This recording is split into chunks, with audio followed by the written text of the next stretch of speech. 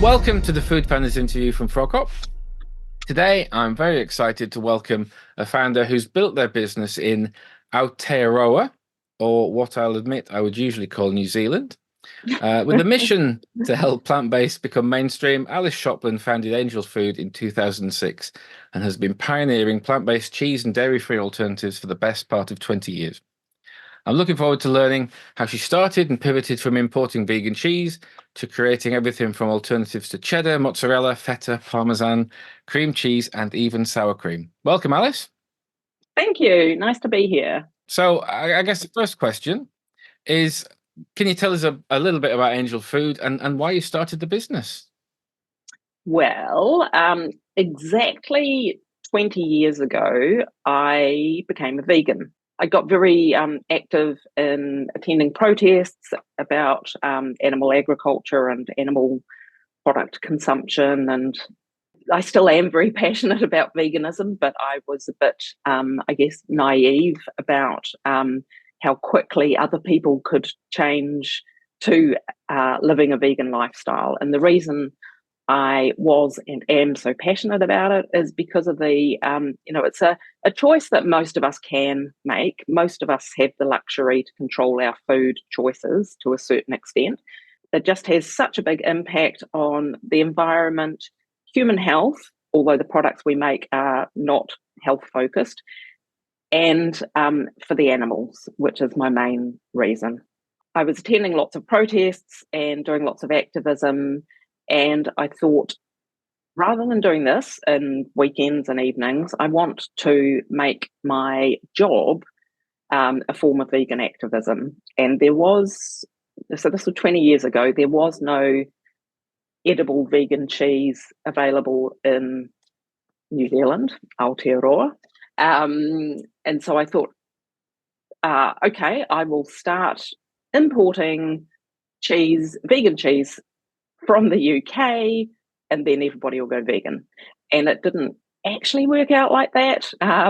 But it did, me importing decent vegan cheese from the UK did help people either who was dairy free for allergy reasons or who were vegan or, somewhat vegan for ethical reasons to stick with that lifestyle, because cheese is a very important part of a lot of people's diets. And if you just cut it out, that is really hard going. And I know a lot of vegans laugh at people who say, oh, I couldn't live without cheese. And, obviously that's not actually true. But I have a lot of sympathy for that experience because it is delicious.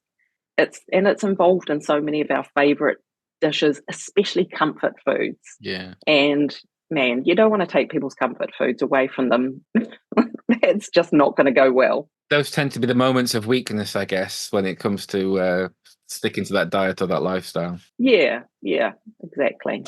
I started Angel Food and it's been a very twisty turny journey, but I'm pretty happy with where we are now.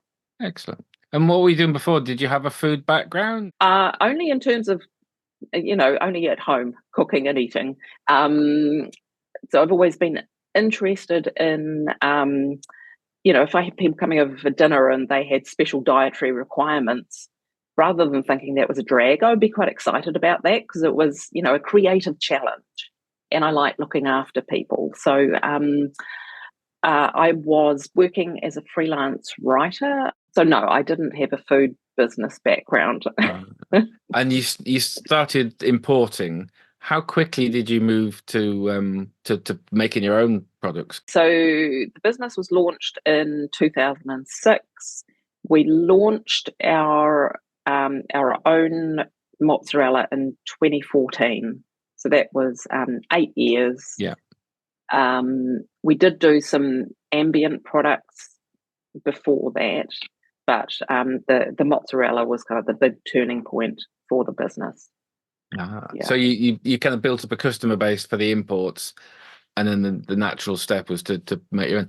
I don't know a huge amount about cheese making generally, but it's probably there's quite a learning curve to go through to make your own products, or Oh, well, yes, we required food technologists. So my husband Colin and I, we're both we have a bit of a DIY approach to things, and he is a scientist. So we thought between us we could figure it out. How hard could it be? Well, very hard, it turned Ah. out. So we tried for a couple of years, and then engaged a contract food technologist who eventually managed to come up with our original recipe. But yeah, it's a very technical thing, because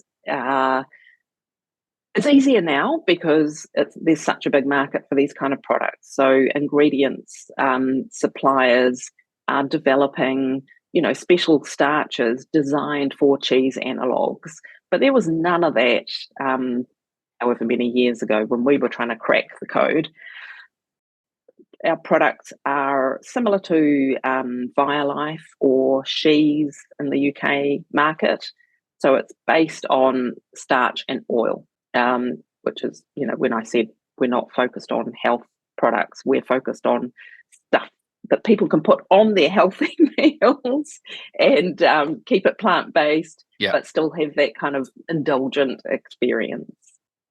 And the kind of technical challenge with these kind of cheese analogues is that it needs to be liquid when it's hot, so it flows through the manufacturing process, and then it needs to set firm enough to slice and grate, and then it needs to melt in the customer's oven, whether it's a benchtop toaster oven or a 300-degree pizza oven at Pizza Hut. So yeah, that's pretty challenging. How was the process of scaling that up? Because I know you're supplying supermarkets and food service now, so there's quite a lot of demand for it. Well, we always knew there would be big demand because we had the experience of importing the products from the UK, and because of New Zealand is a very long way to bring small amounts of chilled products. So we knew that we should be able to get the price down once we were manufacturing locally, and that would increase.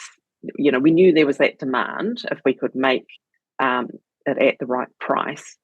And we also, there's a kind of a gourmet pizza chain in New Zealand that when we'd been talking to them, they wanted dairy-free cheese, but the imported ones weren't affordable for them. So we knew they were going to be a customer straight away.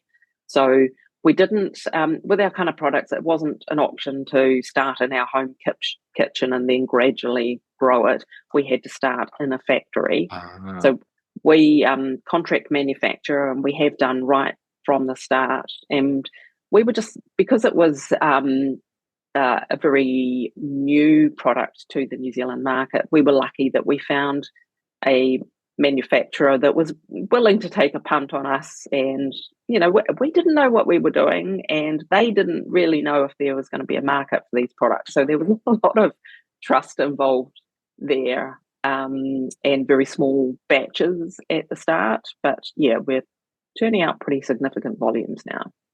Excellent. And at what point did you, well, actually it sounds like quite early on, did you target food service?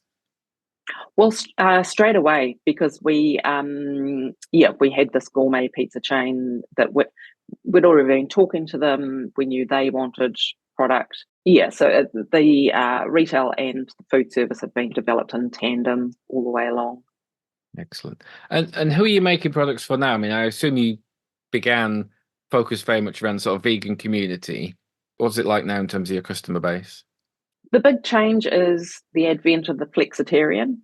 Yeah, so that wasn't a word 10 years ago. It's still vegans and people with allergies and intolerances to dairy. But yeah, flexitarians, although I would have to say they are still largely an untapped market. Flexitarians are more likely to be eating plant-based burgers and putting dairy cheese on that burger, because we have not managed to, people will drink oat milk and have a cheese sandwich with it, a dairy cheese sandwich with it. So there's still a huge marketing job in front of cheese analogues to get across what a big impact it makes, because it takes 10 litres of cow's milk to make 1 kilo of cheese. And the volume of water and other environmental inputs and outputs from those 10 litres of cow's milk are massive compared to the plant-based alternative. But I think there's quite a strong emotional entanglement with dairy cheese that you probably don't get with cow's milk. So that's a big hurdle. Because dairy cheese is concentrated cow's milk, the casomorphines are concentrated as well. So although you don't actually get addicted to cheese, it is very chemically satisfying to consume it, as well as being fatty, which is satisfying for us as well. Yes. And I guess that the flexitarian is driven by environmental concerns. Is that your experience?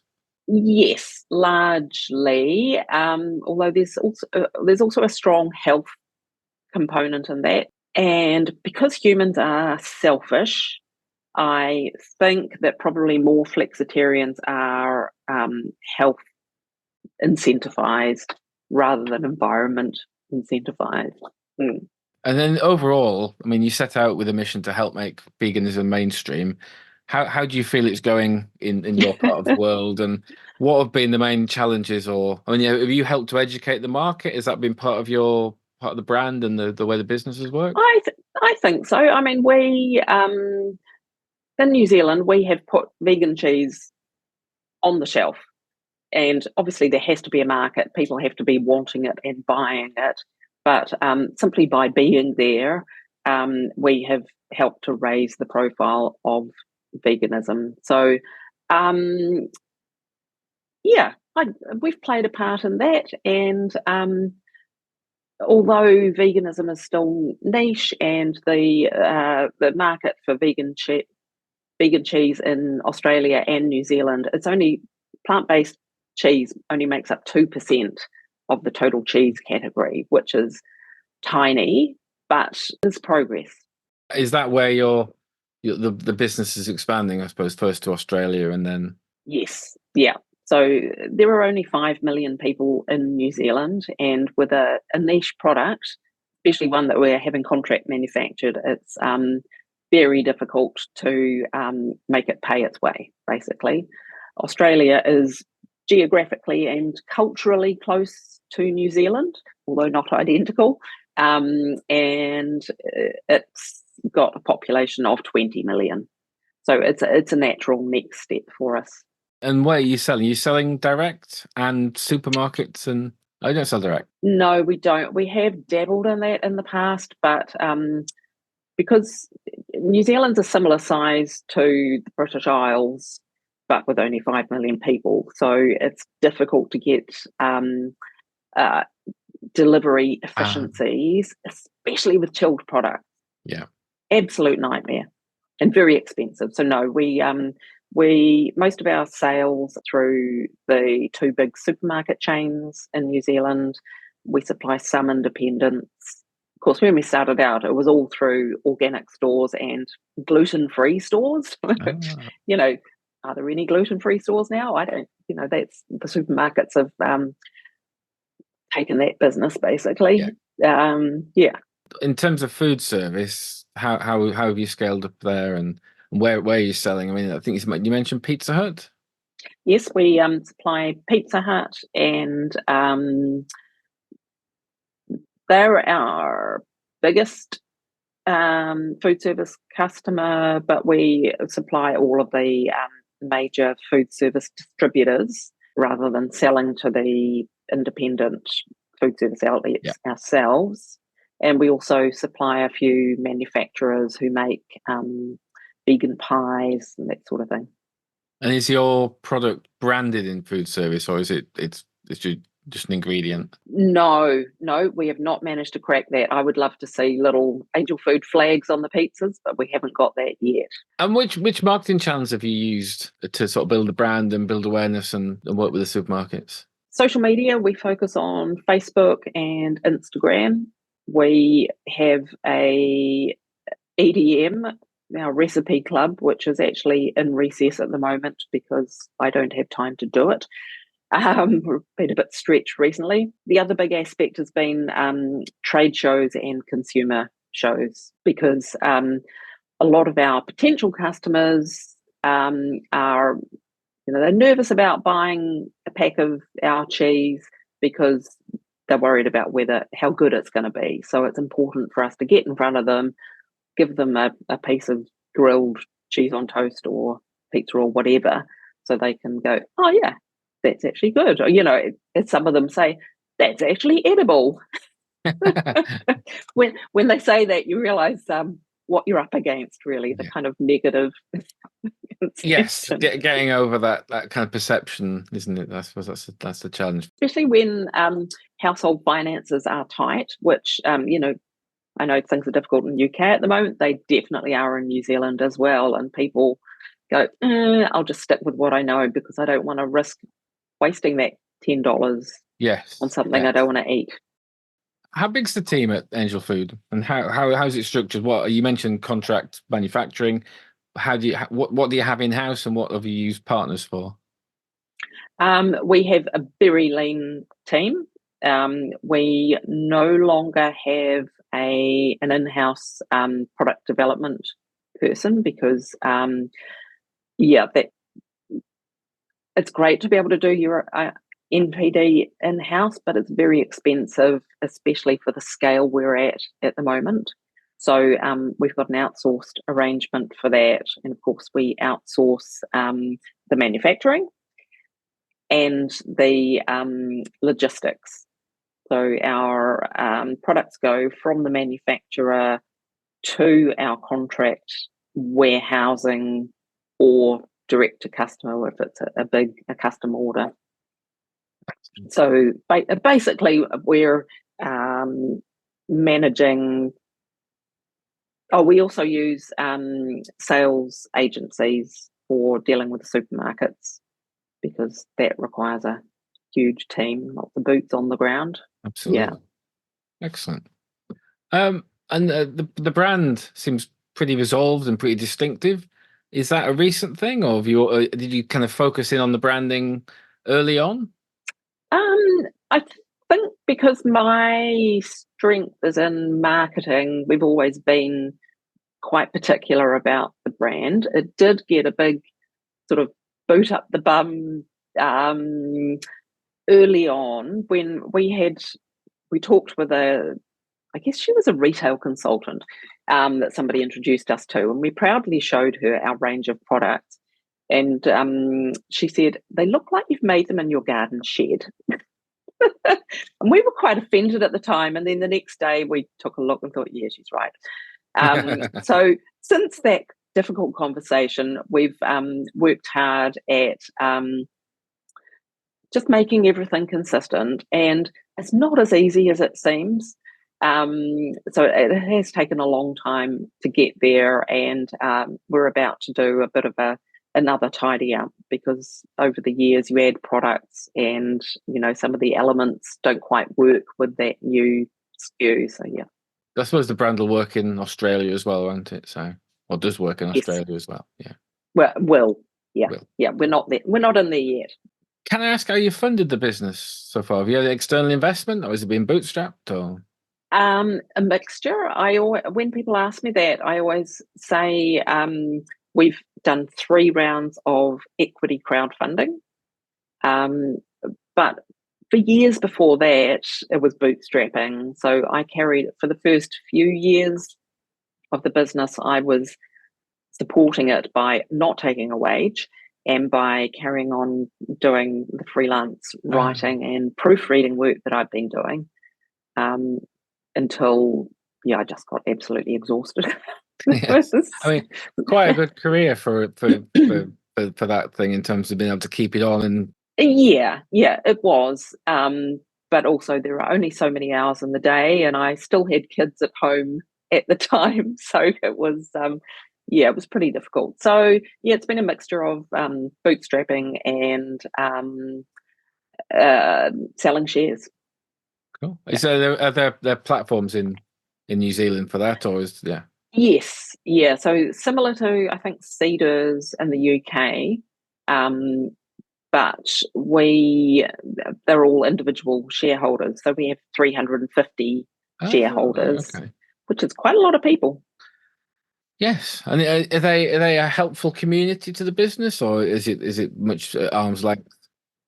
Most of them just want us to get on with it. Yeah. But yes, we've definitely had some good contacts through that shareholder group. Yeah. What are the kind of the big scary goals for the next few years then? Australia. Yeah. Yeah. That's it doesn't even feel that scary now because we've been talking about it for so long and we now have a very clear pathway for that. But it's very important to the business because it's going to make such a difference to our scale and our volumes and our impact. Are there more products to come? Oh yes, yeah, absolutely. At the moment, because of the New Zealand economy, supermarkets are not looking at new products. So we have to just focus on our existing range. But we've got a very long list of things we want to do when the time is right. Excellent. Is there anything that you wish you could go back and tell yourself 5, 10, 15 years ago that would have made things much, much easier or prevented, sleepless nights? Oh, I don't know because I wouldn't have listened. You know, um, I'm one of those people who learns by doing. So there are certainly some lessons I could have learned more quickly. I guess trust your gut instinct would be the main thing. Well, thank you so much for your time. I know you've got a hard stop, so Yes. I need to let you go and do that. Yeah. I was just going to say, if you want to know more about Angel Food and the business, you can follow them on Instagram or check them out at www.angelfood.co.nz. You can listen to previous interviews in the Food Founders interview series at froghop.co.uk/podcast. And you can sign up for the next interview, which is froghop.co.uk/kitchen. I look forward to seeing how you enter the Australian market and spread across the Across the globe. Take care. Okay. Thank you very much, Stephen. Bye.